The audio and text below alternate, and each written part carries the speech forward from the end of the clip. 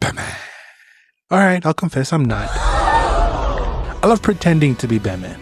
Where is she? Swear to me. I'm Batman. I think I like to be Batman specifically in video game forms. That's what it is. I love to play as Batman. We all love the Arkham series and what it brought to the gaming landscape at the time and even what it did moving forward. But what was the state of Batman 4 years before? With the release of the first movie of a very promising trilogy, what could this particular Batman game be like? This is at a time when movie tie-in games are being pumped out at a rate faster than a Labubu factory. So did Batman Begins get lost in the shuffle, or did it simply suck? It's been over 20 years since it released, and I've never heard a peep about this game, no matter how hard I interrogated. The movie is fantastic. It's the first film of one of the greatest trilogies of all time. But does the game deserve the same praise? Is it any good? How much did it actually influence the Arkham series? Well, I try to find all these things out as I take a look at the Batman Begins video game.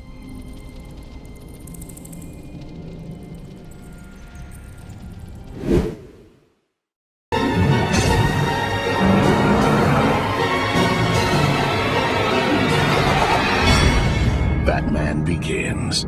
Published by EA and released alongside the movie, Batman Begins follows the movie pretty closely, from the training in the Himalayas with the League of Shadows, to tracking down Falcone and dealing with his drug shipments, that then leads us to the Scarecrow and his plans to poison Gotham's water supply with the fear toxin, that then leads us to Ra's al Ghul in a final showdown on the monorail. The game pretty much covers the movie story beat by beat, and even uses a ton of clips from the movie in between the levels. Graphically, I think it's on par with what was out at the time. There's plenty detail to the environments. There's actually also a lot of different environments as well. You're just not stuck in Gotham. I would say that the graphics are pretty good, even when things kind of don't make sense on screen sometimes. The character models also look alright for the time, even though it looks like they took one side of the face, duplicated and made the face, but at least you can tell who the hell you're looking at. I think what I was most impressed by visually was that the game brings in a ton of atmosphere and vibes to the game. The lighting is really good, and honestly for a movie tie-in game in the PS2 era, this holds up really well. But the thing that ruins this all are the ugly ass subtitles. They're just way too big, the colors are ugly, they literally get in the way. I can't see. I was pretty impressed that almost every main actor from the movie reprised their role for the game, except for Gary Oldman as Lieutenant Gordon and Rutger Hauer as Earl. But everyone else is in here, from Christian Bale to Liam Neeson, Morgan Freeman, Michael Caine, and even, unfortunately, Katie Holmes.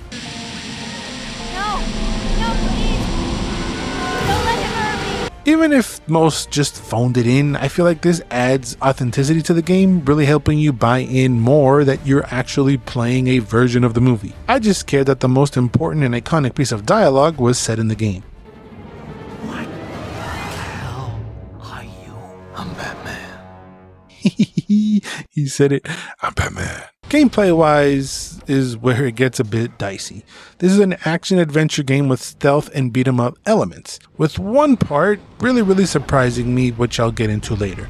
First, let's get into how Batman feels. I think he moves well enough. He's a bit tanky, but my main issue is that he has zero swag in his movements. He just doesn't look cool. His climbing animations is absolutely wild. I don't know what the hell's going on with his arms. He immediately turns into a wacky waving inflatable arm flailing tube man. But luckily, during the actual gameplay of the platforming, he doesn't really get in his own way, which makes the platforming always feel possible. You never run into a situation where like, how the hell am I supposed to reach that? Batman can double jump, which may be weird for the realism's sake, but this is a video game, so who the hell cares? He also opens up his cape to glide. That really reminded me of the Arkham series, but even how he looks doing that kind of seems off. He looks a bit goofy. I don't know why he doesn't open it up all the way.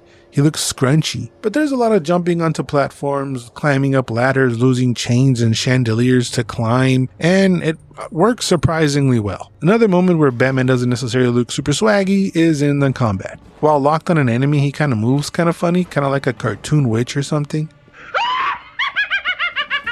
The combat is super simple, maybe even too simple.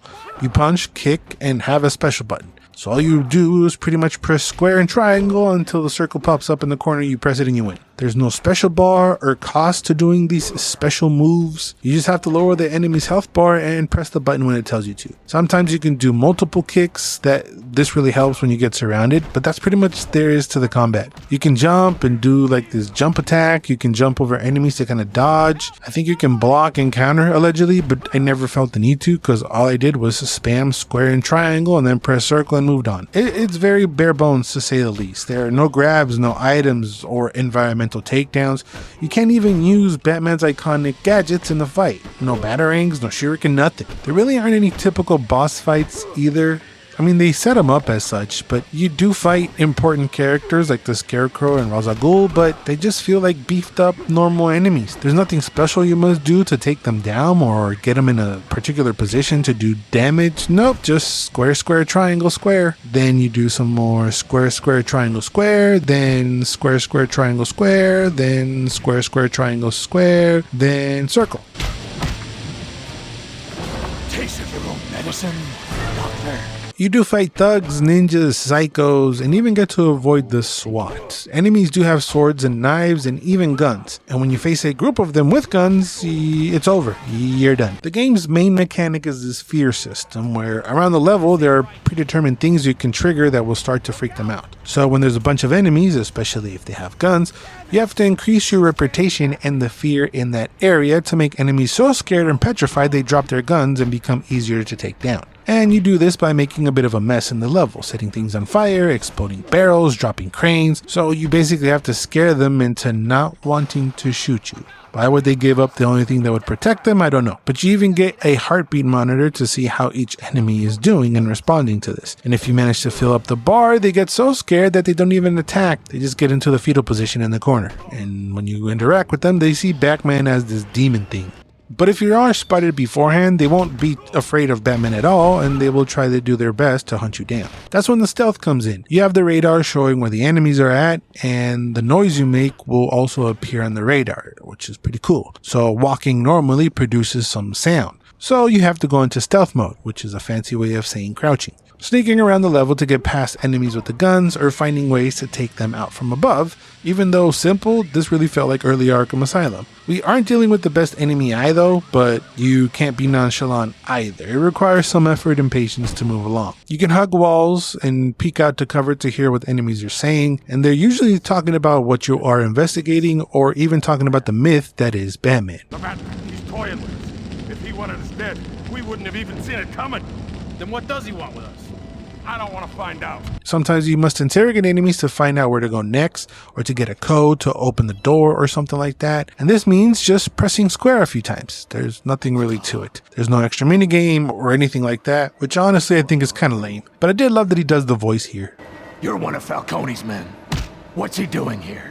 But just how lackluster it is definitely feels like a missed opportunity to add a bit more to the interrogating. I think of how crazy the Punisher game did that. So doing something like that, similar, where you have to try not to go overboard and scare them too much that they don't cough up information because you traumatize them or something like that, I think would have been really cool. Instead, you just hold them in the air and punch them a few times. So the game is linear, and you have this cursor basically guiding you the whole way. It will lock on whatever you can interact with, and then you do what you need to do. Maybe destroy debris, grapple, heal with a medkit, pick a locked door with the same exact minigame over and over and over again. I did like that you can peek through doors, giving you the sense that there's some kind of strategy in avoiding enemies going on. But the big issue I have with the game is that there's no real player's choice. You still must go and do exactly what the game wants you to do to be able to proceed. If not, you really won't get too far. A big part of Batman is his gadgets, and this game doesn't really shy away from that. You have shuriken that later turn into batarangs, and you use these to break something, knock something down. What really sucks is, like I said earlier, is that you don't really use them in combat or use them to hit enemies while you're hiding or anything. You can only use these when you're prompted. He also has his classic grappling hook to help with some of the traversal, and during combat he can throw smoke pellets and flashbangs to make enemies vulnerable. There's also this high frequency transponder thing that summons bats to freak enemies out. Outside of combat, there's a device you use to hack into things. You play this little minigame and gain control over the device. There's also a little section where you get to hack cameras a couple times. You get to see lasers that are invisible to the naked eye, forcing you to use the little camera to not trigger anything. The gadgets are just okay. They're definitely not a highlight of the game by any means, but I do think that if they were missing completely, it would be a huge problem, so I am glad that they're there. These two are honestly a bit lackluster. What is definitely the highlight of the game for me are the 2 Batmobile levels. I wasn't expecting it to be this good. The controls are very smooth and responsive. The Batmobile is equipped with some NOS and it could jump. The levels are basically like a Burnout minigame. Since EA made Burnout 3 and Revenge that were released around the time Batman Begins was released, it feels like they borrowed a certain mechanics from that franchise to be able to put out this level. Which, side note, Burnout is a super underrated racing series in my opinion. So yeah, I really love these levels.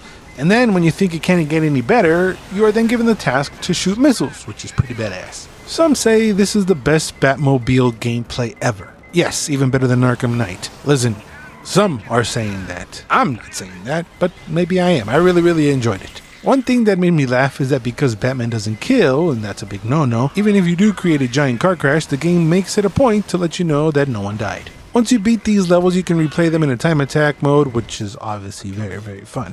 I honestly could have played a whole entire Batmobile game. The regular parts of the game aren't bad, it's just that the driving sections are just way better. Honestly, the game feels like a couple of weird ass little levels put together, where the game makes you think that you're doing a whole lot more than you're actually doing. Like, he's always taking the scenic route to complete any mission. Like, instead of grappling up to the roof to find Falcone, he's going through sewers and interrogating people, but it's like, bruh, he's just chilling outside. And maybe that's because they didn't really add anything to the story. No new characters in the Batman universe or in this game that are not available in the movie. So what they're really just doing is finding ways to stretch out the movie. The game is not terrible by any means, but I do think it's kind of goofy. And most parts of the game just feel super bland. But because it's Batman, honestly, I think it gets a pass. It just feels very lackluster, like there are no collectibles, but every time you beat a level, you unlock movie clips. And once you beat the entire game, you unlock a handful of Batman suits. I feel no need to replay it just to see myself in a different suit. You also unlock the Gallery of Fear, where you get information of the game's characters with the ugly ass text. They're like locked up in the asylum going crazy. It just feels like too much effort was going into like a little bonus feature with information. There were plans for a video game tie-in based on The Dark Knight, but the studio behind the game went out of business, so it never made it out past pre-development. Instead, 4 years later, we got the critically acclaimed Batman Arkham Asylum. There's definitely early shades and potential growth of ideas from Batman Begins that were expanded upon or done in their own way in Arkham Asylum, like how stealth heavy it is, and the whole predator system. The fact that you scare enemies to make them easier to take down really sounds familiar. And even this tepid combat system could be seen as an ancestor of the revolutionary combat system in Asylum. Even though I don't think Batman Begins is an amazing game, and it doesn't come close to how good the movie trilogy is, it's a pretty good movie tie-in game that inadvertently served as a stepping stone from one of the greatest series in gaming. But those are my thoughts on the Batman Begins video game. Give me yours down in the comments. Let me know about any nostalgia, thoughts on the movie, the trilogy, the Arkham series as a whole, any and all. Let's talk Batman in the comments. And while you're down there, if you enjoyed this video, let me know by dropping a like and consider subscribing to the channel for more videos like this. Thank you guys for watching. Remember to always and forever, you do you. I'm Batman.